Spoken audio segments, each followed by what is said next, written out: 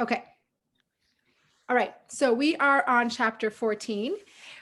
We are going to do a quick review, especially because it's been a couple weeks and we need to refresh our brain and make sure we remember what we're talking about and what we're dealing with. And then we will head right into chapter 14. Okay. So chapter 1, we're going to go all the way back to chapter 1. It's every couple weeks we're going to do that because it really helps us process and assimilate these concepts into our brain. So chapter 1, we were introduced to 3 types of people: Tzaddik, Rasha, Beinani. At this point, we really don't know much about them. Okay, we are just introduced to the concept of them. And we were also introduced to the concept of 2 souls inside of us. Okay. And at the end of chapter 1, we talked about the animal soul. We talked about the animal soul first because it comes into our body first. And then chapter 2, we went into talking about the second soul, which is our godly soul. Okay. And what is the drive of the godly soul? It is self-annihilation, self-nullification, to become one with God. And the animal soul's goal is exactly the opposite. It's self-preservation. It's all about the self and making sure that it exists and keeps on existing. Okay. So chapter 3, we went on to discuss the composition of the godly soul, right? What is the God? Even though it's not a tangible thing, it still has a composition. What's the composition? There are 10 faculties split into 2 categories. We have 3 intellectual capacities and 7 emotional capacities, right? And we went on to explain which one comes first, intellectual or emotional? Intellect, right? Intellect gives birth to our emotions. Okay, we really went in deep into this concept. Anytime anyone has a question or wants to interrupt, just unmute yourself and do so, or put something in the chat box. Okay, chapter 4, we went into discussing, okay, so now we know that our soul has faculties, but how are these things expressed? So we learned that there's 3 modes of expression, right? That's how our soul expresses itself into the outside world: thought, speech, and action. And we went into the whole concept of how thought, even though it doesn't necessarily feel that way, thought is an action because it can have a beginning and an end. You can't control what you think about, but you can control what you think of, right? Remember, we really talked about that a lot. Okay. Chapter 5, we talked about food for the soul. What's food for the soul? Torah, right? Torah is what feeds our soul and what really connects us to God. Okay. Chapter 6, we spoke about everything the godly soul has, the animal soul has also, right? We learned that there's an equal balance to the world. So the composition, the modes of expression, all the things the godly soul has, the animal soul has as well. And we started to talk about the difference between holy versus unholy, godly versus not godly, right? And then chapter 7 and 8, which we did together, we took that concept that exists in our soul and within ourselves, and we applied it to the world. So the world also has holy and unholy, right? The world also has things that are inherently holy, which is very few things. And the world has things which are inherently unholy, which is very, very few things, right? And the unholy things, God tells us, no trespassing, don't even try to elevate it. It's not possible. But the majority of the world is what? Neutral. The majority of the world has the ability, has the potential to either be elevated to holiness or downgraded to unholiness, depending on what you do with it. Okay. Chapter 9, we talked about our body is a small city and it has 2 kings vying for complete control. Who are the 2 kings? The godly soul and the animal soul, Yetzer Hara or Yetzer Tov, evil inclination and the good inclination. And we talked about how they're really the same, but there's a subtle difference. We spoke about that. Okay, chapter 10, we talked about, okay, who is a tzaddik, right? We were introduced to this character, but we don't know who it really is. we only spend one short chapter on it because it's not really so relevant to us, but it's important for us to understand A, context, and B, we are able to have tzaddik moments, okay? And there's two types of tzaddik, a complete tzaddik and an incomplete tzaddik. Is this all like sounding familiar? Okay, good.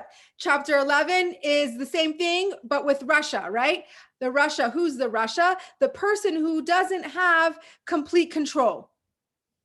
Okay, not evil. Russia does not equal evil. It equals a person who does not have complete control over their behaviors. There's an incomplete Russia and a complete Russia. What's the difference between the two? A complete Russia is somebody who has zero remorse. Do we come across that type of person very often? Almost never. And the majority of the humans in this world fall into the Russia category, right? Because it's a huge, broad category, and we fall into that category, and we are aspiring Beinoni, which brings me to chapter 12, which introduces the character of Beinoni, which this whole book is about. From now on, we're going to be talking about how do we get closer to this Beinoni. What is a Beinoni? A Beinoni is someone who has perfect action, but imperfect insides, right? So his insides are still a struggle. He's not perfect inside. Not all his thoughts and desires are directly God-centered, but he has behavioral control, which means that everything that comes out of him is going to be perfect. What does that mean as well? Is that to our naked eye, we would never be able to tell the difference between a tzaddik and a Beinoni. Only God knows that, because on the outside, it looks exactly the same. It's only on the inside where the tzaddik veers from the Beinoni. And what's the difference between the two is that the tzaddik has perfect emotions. His emotional inside is totally congruent with God. It means God's desires are his desires. And it's this one and the same. The Beinoni is not so. The Beinoni can really struggle with liking what God wants him to like, not liking what God doesn't want him to like, but he has the power to control what he does and what he says and what he thinks. Okay, chapter 13 was a continuation of the Beinoni, which I just spoke about. And now we're on chapter 14, which is also a continuation of the Beinoni. We're really trying to understand who this Beinoni character is and to grasp it and to understand that this person, this idea of a Beinoni is actually within our reach. It is totally doable, be it with a lot of work, but it's something that's accessible. A tzaddik is not accessible to us. Actually, most tzaddikim are born with that ability to be a tzaddik. Okay, we're going to talk about a little bit later in the chapter, that we actually have some obligation to try to be a tzaddik, but it's not actually going to be practically happen. But we'll get to that soon. Any questions on the review? Anything was a little fuzzy, something in our previous concepts that is not completely clear before we move on to chapter 14? Okay. Again, if something comes up, you let me know. Okay. So the coolest concept, I think, of a Beinoni, which is really cool to really think about, is the concept that you don't have to, it's funny because I think today in this world we're taught, and I think we spoke about this before, how it's all about being authentic, right? Being authentic to who we are. And if we don't feel like we want to do something, or we don't feel like it doesn't match with who we are, we automatically say that we can't do it, or else that's inauthentic. The Tanya comes and tells us that you don't have to like everything that you do. And you don't have to dislike everything that you hold back from. It's called self-control, right?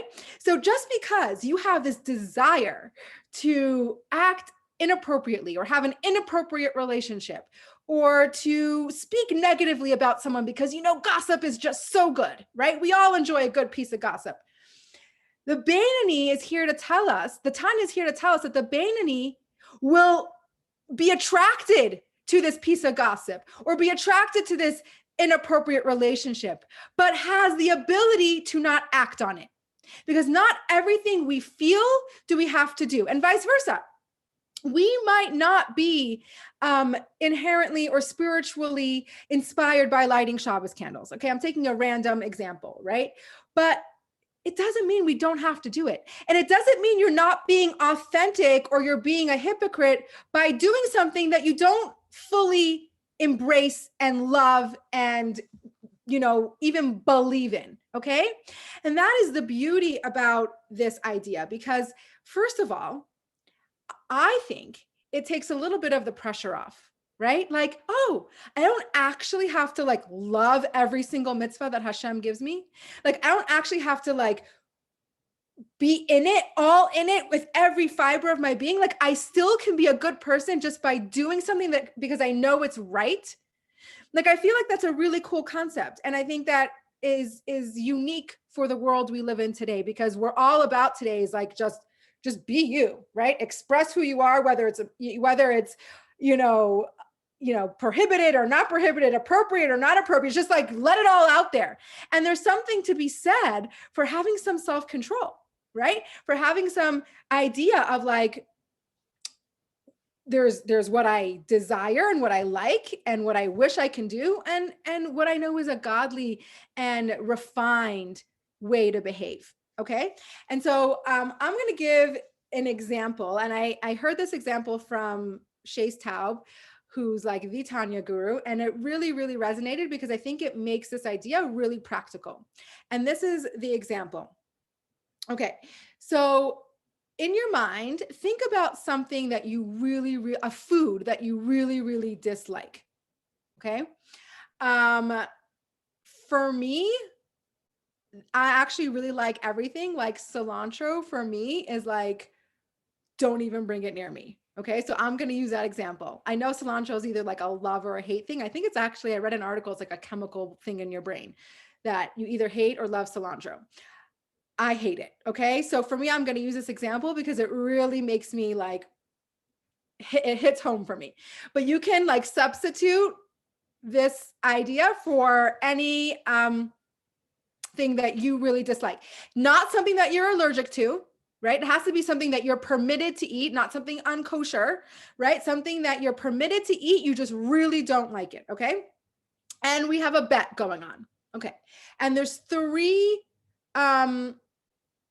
ways that this bet can be carried out, okay? Bet number 1 is that you have to convince yourself and change your feeling for this disgusting food. I mean, nothing Hashem makes is disgusting, but something that you really, really don't like. And you're going to have to prove it. I mean, you're going to have a lie detector test, and you're going to be asked like a series of questions to make sure that you really, really changed your dislike for this food to now that you really could enjoy it and like it. And if you pass the test, you win $1 million. And if you fail, you owe $1 million to the person who's making the bet with you. Okay. So you have to be able to instantly change your feeling for cilantro, and it has to be authentic, because it's gonna like, you can't fake it. Okay. That's bet number 1. Bet number 2 is, you don't have to like cilantro. You just have to eat a little bit of it every single day. So it doesn't matter. You could hate it. You could hate the cilantro. You just have to eat a little bit of it every single day, 365 days. And if you miss one day, you lose the bet. If you do it for a year straight and you do it every single day, you win $1 million. If you miss a day or at the end, you're just like, I can't take this anymore, you lose the bet. Okay, you with me so far? Okay. Bet number 3 is you don't have to eat cilantro, but you have a year to cultivate a like for the cilantro. And at the end of the year, you're going to be hooked up to the lie detector test, and you're going to be asked a series of questions. And if you pass the test, you win $1 million. And if you don't, you lose $1 million. Okay. Bet 1 and 3. What are the similarities between 1 and 3? You don't have to eat it. You just have to change your opinion about it authentically. Bet number 2 is you don't have to change your emotions or your feelings about it. You just have to eat it. Okay. Now, which one do you think is the most doable scenario? You have to participate. So put it in the chat box or unmute. Okay. Paula says 3. Okay. 2. So a couple of people are saying 2. 2. Okay. 2. Okay. So let's talk about this. Number 1, is that even doable? Is that even doable to instantly change a deep hatred for something to a like? It's not really doable. What does that compare to? It's kind of like compared to like a tzaddik, okay? It's that tzaddik's emotions are totally congruent with God. He doesn't have to change them, right? And we as regular humans can't always have complete control over our emotions, and we definitely can instantaneously change our emotions. So bet number 1 is off the table, right? Bet number 2, really, if you think about it, is the most doable. Why? Because you don't have to like it. You just have to do it. You just have to have behavioral control. You just have to take the thing, put it in your mouth, swallow it, drink a cup of water after, and you know that in the end, you're going to get $1 million. So it's doable because you don't have to, you're not having emotional, you're not having to have control your feelings. You're just having to control your actions.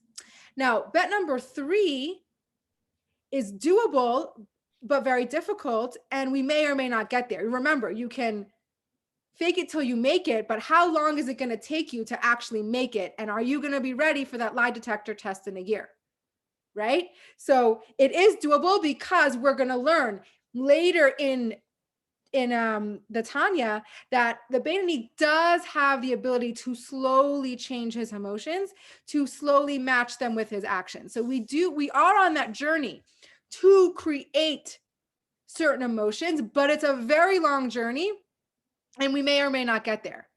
But what we do know for sure is that we can control our behaviors. We can control our actions.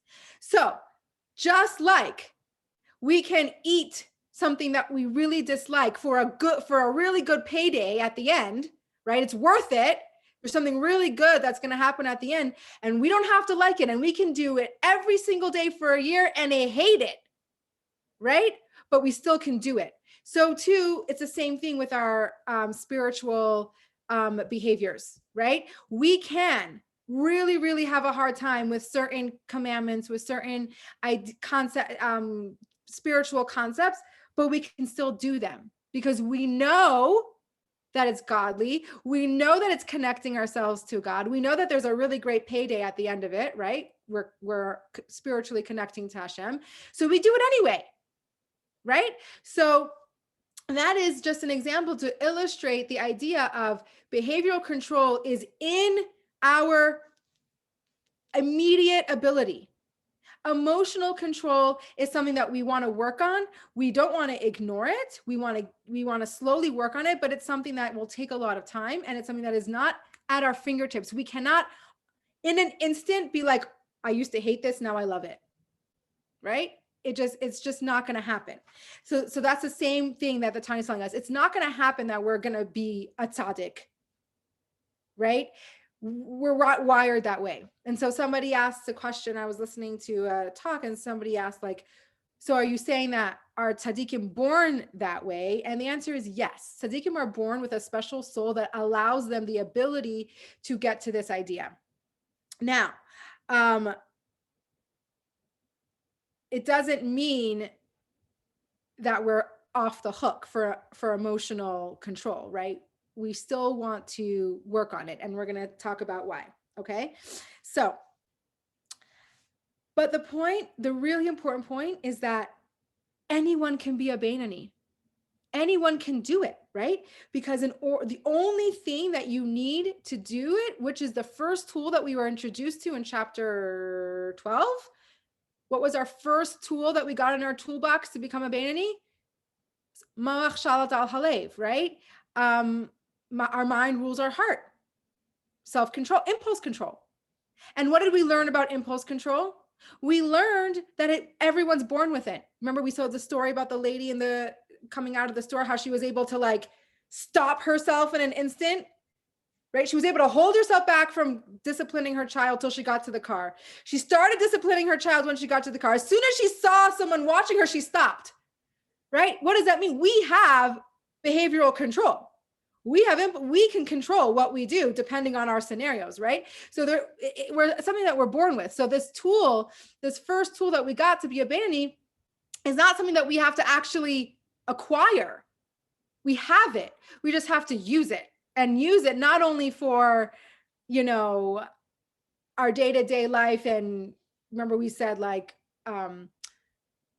just enough to like, if someone's watching you, you don't act the same way as someone who's not watching you, right? Like, not only for that, but like also for our spiritual life, right? We have the ability to have impulse control for our spiritual life. So if you're in the airport and the Cinnabon counter smells so delicious, because that's like my favorite thing in the whole wide world, the cinnamon buns, right? We have the ability to not get it, even though we want it, even though it smells delicious, and even though that would make us really happy. But we have the ability to have self-control and be like, no, God said no, even though I like it, even though I want it, it doesn't mean I have to act on it. Okay. Now,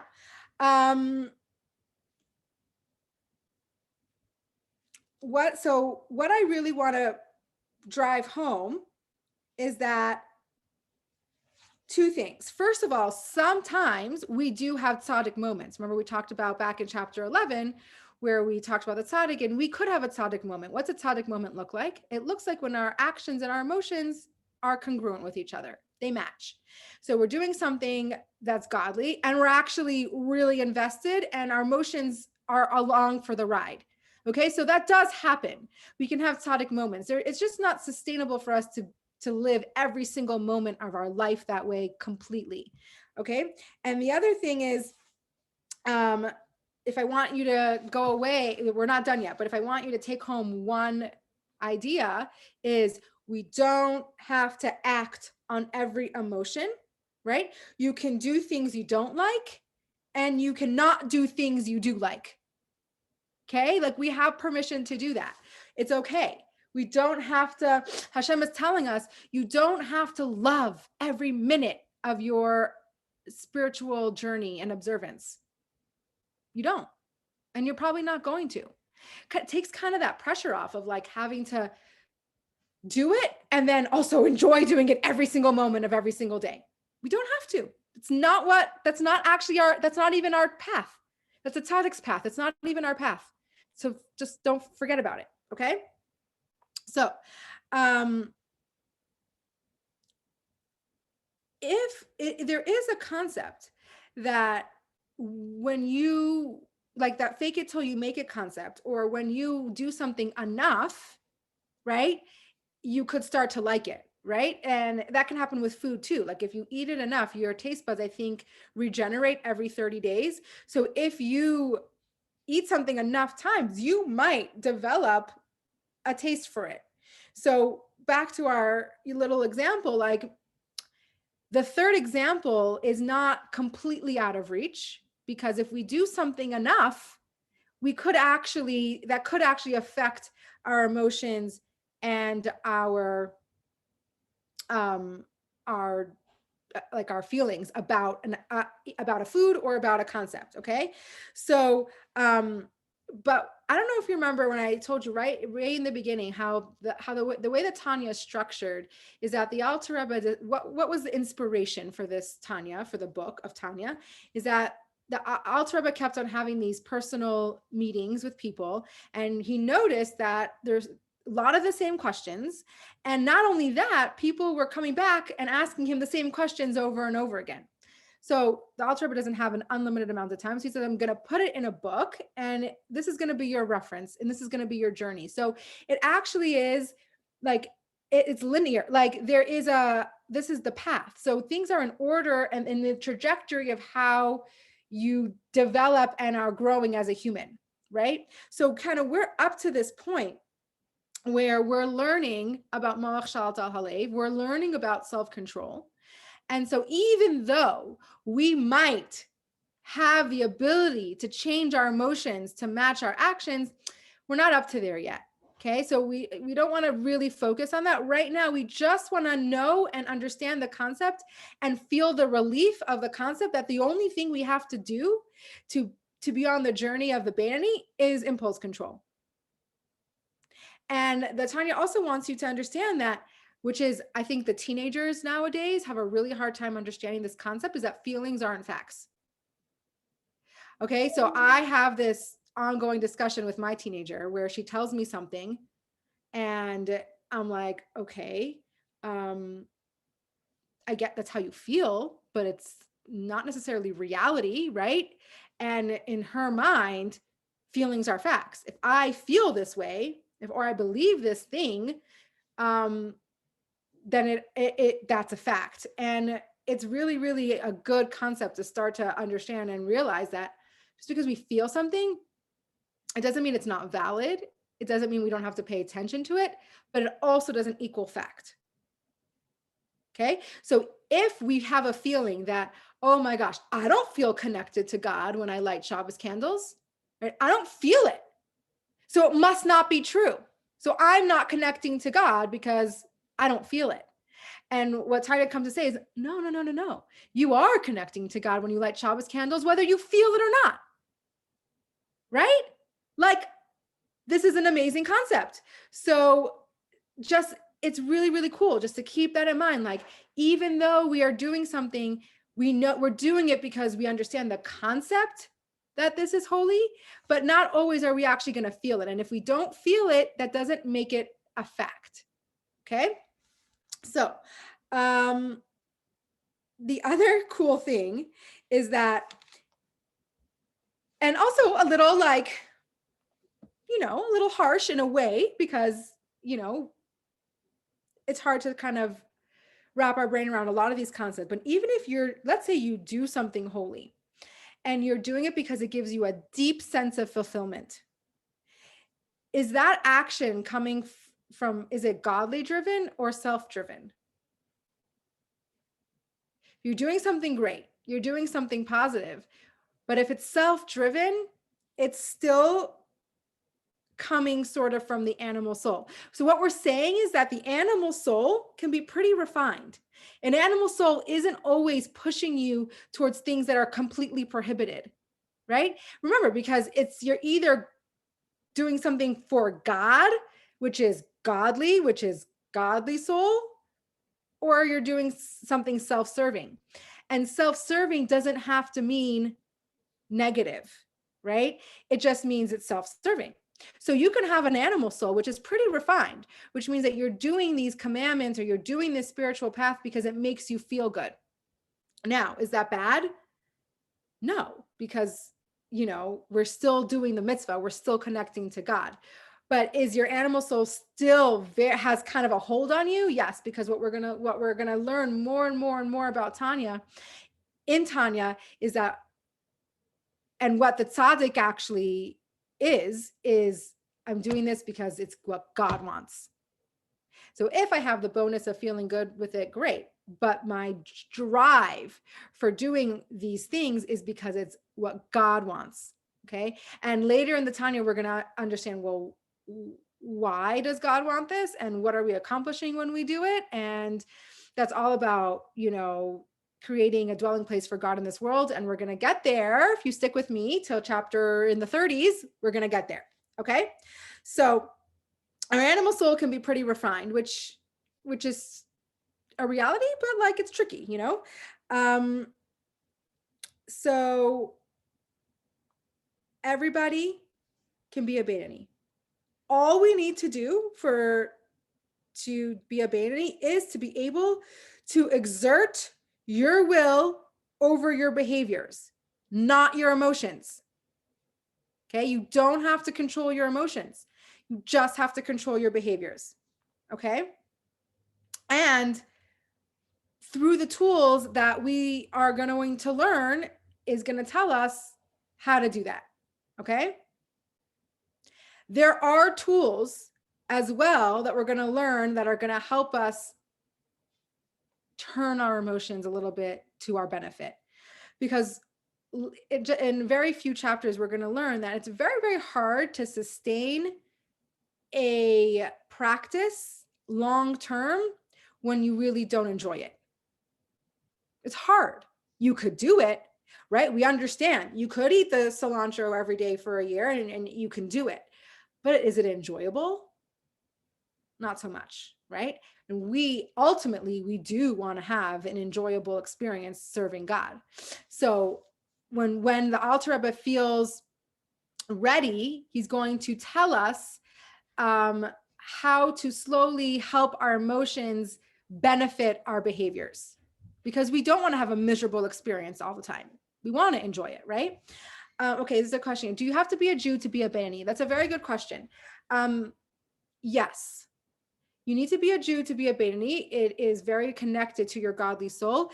It does not mean you need to be a Jew to be a good person, right? Like a Jew's trajectory to be godly, I mean, a non-Jew's trajectory to be godly and a good person is different, but they have a path to do so, right? They have the 7 Noahide laws.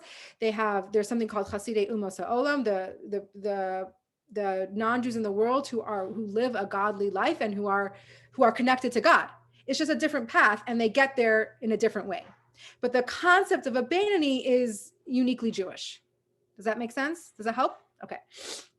All right. So we are going to go back for a second to the first chapter, where the first line of the Tanya, which we didn't really delve into in depth, which poses a lot of questions. In this chapter, we're going to answer one of these questions. So I'm going to tell you what the first line of the Tanya says. There's going to be a lot of questions that come up when you hear this. And throughout the Tanya, we're slowly going to understand this foundational concept that the Tanya starts with. And in this chapter, we understand it a little better. So what is the first line? It says, when you're born, a voice comes and makes your soul give an oath. What's the oath? It says you have to make an oath to be a tzaddik and not to be a rasha. Okay? And it says, even if the whole world will tell you that you're a tzaddik, you should view yourself as a rasha. Okay, lots of questions in this concept. The one question that we're going to answer today is that we know that the Alter Rebbe is careful with his words, right? Number one. And he's actually also quoting something from, I think it's from the Gemara. And the Gemara doesn't have extra words. It seems very redundant to say, be a tzaddik and not be a rasha. If you're a tzaddik, you're obviously you're not a rasha, right? So why does it have to say, you take an oath to be a tzaddik and not to be a rasha? Okay? So when it says to be a tzaddik, what are we really talking about here? What does it mean to be a tzaddik? Tzaddik equals, what is it? Remember, we just spoke about it. What sets the tzaddik apart from the rest of the world? His emotions, right? His emotions are completely in sync with God, right? So tzaddik equals emotions, right? So this boss call, this voice is telling us, be a tzaddik. So control your emotions. Okay, control your emotions, and everything you do should be godly and incongruent with God, right? But we know that the odds of that is very slim, right? We know now that our path is not really going to take us there, right? We're not on the tzaddik path. So it says most of us can't get there. So what's plan B? Plan B is, if you can't be a tzaddik, at least be a rasha. What does a rasha mean? At least don't be a rasha. What does it mean? Sorry, don't be a rasha. What does it mean? It means don't act on it. If you can't get your emotions to completely align with God, okay, that's ideal, but you know what? Most of us aren't going to get there. So plan B, at least don't be a Russia. At least don't act on those emotions, which means be a Beinoni, which means have behavioral control. So that's why we need, that's why that verse needs to say, be a tzaddik. If you can't be a tzaddik, don't be a Russia. Go on this middle path of the Beinoni, which allows you to have whatever emotions you have, but you have complete behavioral control. Okay. So, but the question is, there's still another question, right? If we know that we're not on the tzaddik trajectory, like, why do we even have this oath? Like, it kind of seems unfair. Like, why are you telling us that be a tzaddik? Oh, but if you can't be a tzaddik, don't be a Russia. And the reason why it even brings up this concept of tzaddik is because even though we know we're never going to ultimately be a tzaddik, we still have to try. We still have to try. What does it mean to try? We have to try to slowly work on our emotions so that they do eventually match up with our actions some of the time. Okay? And we are going to learn tools to do so. There are tools that are going to help us create emotions that help us elevate our godly experience. Okay? So,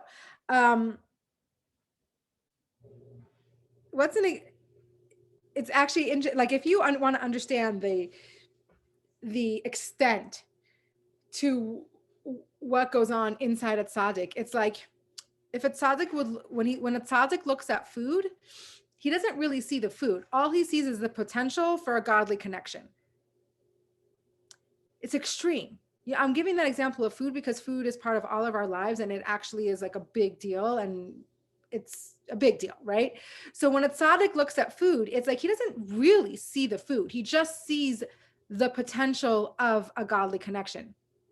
Now, we're probably not gonna get there, because when we look at food, probably most of the time we look at it, oh, yummy, delicious. And some of the times we'll be like, oh, I'm going to make a bracha. I need to eat because I'm going to go teach a Torah class, and I'm going to use the energy to do something positive.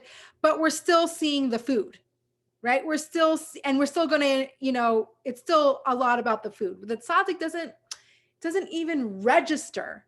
He's just seeing godliness. Whatever he sees in front of him is just godly. Okay. So yes, maybe that's out of our reach, but slowly, if we were just to say, you know what, I'm never going to be a tzaddik, so I'm never going to work on my emotions at all. That's actually sad for us, because that we miss out on a huge opportunity. So if we say, okay, I'm supposed to try to be a tzaddik, which means practically I need to work on my emotions. So even though I know that I'm not going to ultimately reach tzaddik status, I'm going to have benefit from working on my emotions, because however much we can work on our emotions, and however many times we do something and our emotions are matching with our actions, it's just all that much better. So we do benefit from striving for emotional, I'm not going to say emotional perfection, but emotional, what's the word I'm looking for? There's like a word on top of my tongue, like, control. Control, but like evolved emotional status, right? Like it's elevated emotions, refined. Yeah. So we do benefit from that, and we're going to learn how to do that on our level. Okay. So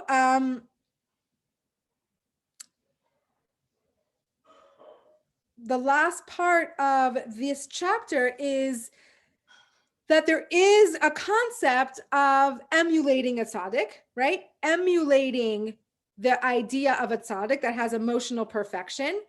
And what it means is that we're going to cultivate some purity of our emotions.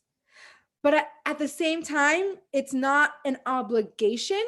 It's important to know that it's not an obligation, and it's not our goal. Okay. Our ultimate goal is not emotional perfection. What's our ultimate goal? Behavioral perfection. Okay. We cannot lose sight of our goal, because if we decide, you're like, why not try for something better, something greater? If we try for emotional perfection, we're just going to be dejected, and we're going to fail, and it's going to turn us off.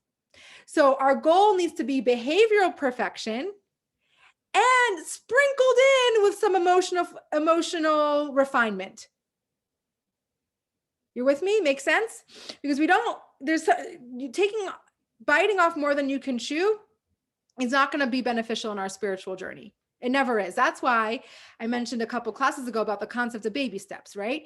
If we take on more than we can handle, all that's going to happen is that we're not going to be able to sustain it. It's going to leave us with a very negative feeling. And instead of doing something, we do nothing. Because you know what? I'm out. And this happens so many times. We get inspired. We feel really on a spiritual high, and we're like, oh, I'm going to be godly and I'm going to do everything. And guess what the problem with a spiritual high is? That it's not sustainable. It doesn't last, because it's not coming from our intellect. It's coming from our emotions. And we know that our emotions are not lasting, and something that we create from our intellect is lasting. So when we take baby steps and we say, you know what, I'm really inspired, and I'm going to say Moda Ani every morning, right? I'm not going to commit myself to daven the whole davening every day, because I don't think that's sustainable. But I'm going to do Moda Ani every morning. It takes 10 seconds. I can do that. What happens is that baby step ends up motivating us, because we feel accomplished. We can do it. It's inspiring. And then we're ready to do something else. So this is why the Tanya wants to be very clear in saying, don't reach for the stars, because that's not our journey. Our journey is not emotional perfection. And you're just going to get really, really, really bent out of shape when you are constantly hitting your head against the wall. So our journey is behavioral perfection. But don't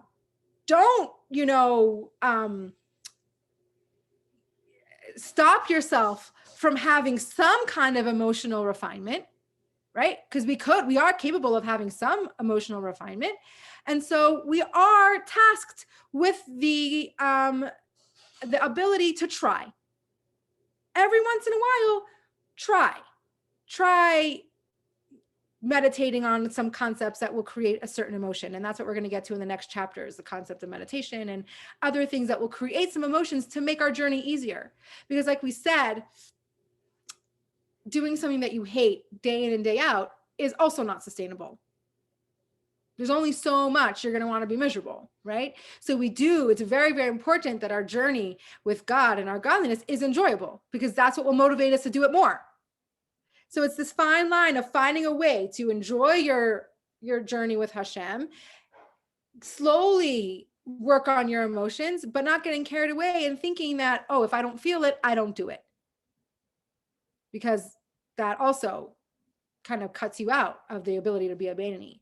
Bainani means the real foundational concept of a Bainani is doing things you don't like and not doing things you do like. Yeah? Okay. So before we go on to our short meditation, any questions? No? Oh. Okay. Is using our own enjoyment to keep motivating us considered a negative thing because it's the animal soul? Very, very good question. I would not consider it a negative thing, right? Because remember we said Russia is not evil, right? It's just not godly. Okay. So I think your motivation, but it's important because your motivation is not necessarily godly, but your action is, right? So don't get too down in the fact that I'm doing a mitzvah because I enjoy it.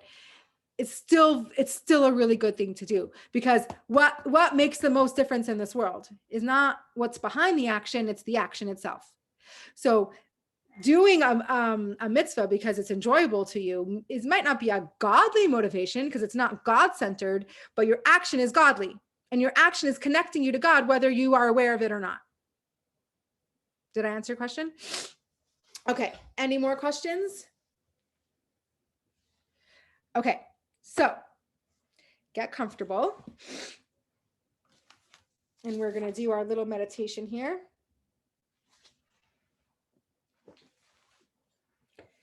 Okay. Take a deep breath.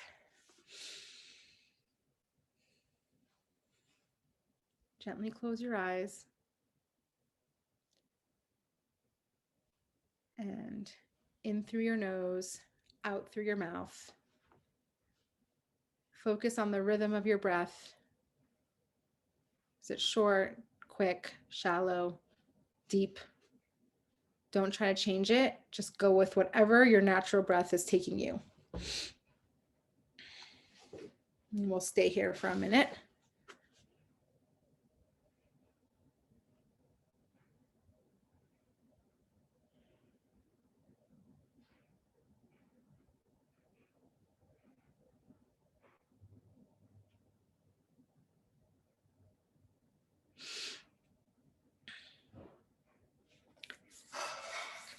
I want you to visualize a bright shining light shining through and melting away any tension that you might have in your body. First of all, observe where you carry your tension. And then visualize your tension melting away. Is it melting out through your extremities? Is it melting out through your head, through your chest? Like, where does your tension, where can you move it out of your body? And just observe, like, how does that make you feel? Do you feel lighter? Do you feel no different? There's no wrong answer. Just make some observations.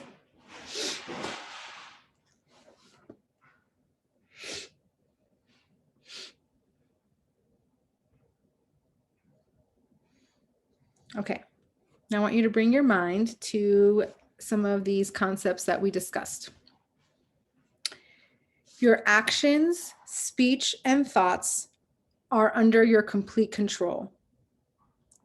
Right now, you can achieve total self-mastery if you so desire.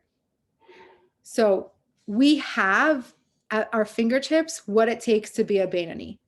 Because what it takes to be a Bainani is behavioral control, and we know how to do that. We can do it now.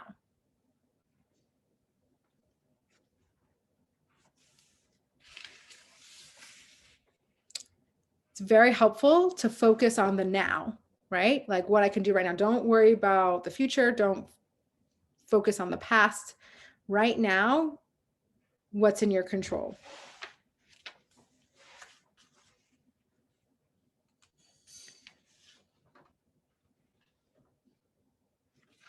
We will probably never achieve self-mastery over our emotions, right? Which is like our deep emotional core. Unless your soul was built for that. But you shouldn't stop trying. Take some time, a couple times a week, to meditate on ideas that will help you change your inner core. So what I want you to go home with is that we're not, our goal is not emotional control. It's very much behavioral control, but it doesn't mean we shouldn't try to slowly affect our emotions and refine them. And we will get more tools to do that as we move along. You don't have to like everything that you do, and you don't have to dislike everything that you don't do. Facts are not feelings. Feelings are not facts. Sorry, feelings are not facts.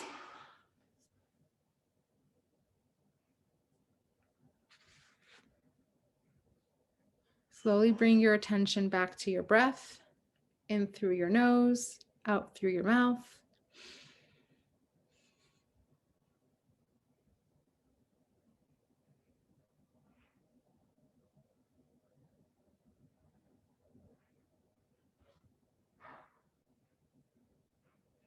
start to become aware of some of the sounds, smells, physical sensations around you.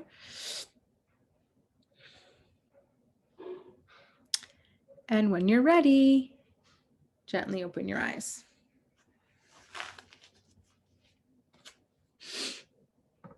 Okay, how are we doing?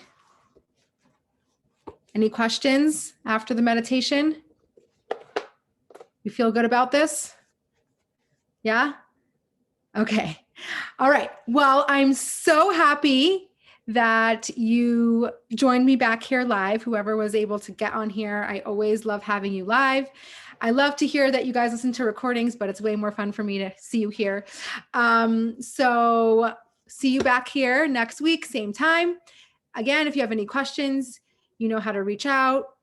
You can listen on Schmoozy in more of like a podcast form, or you can watch on YouTube video form if you want to listen again, or there's a class that you missed and want to catch up on.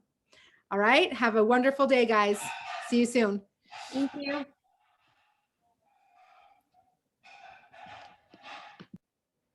Stop the recording.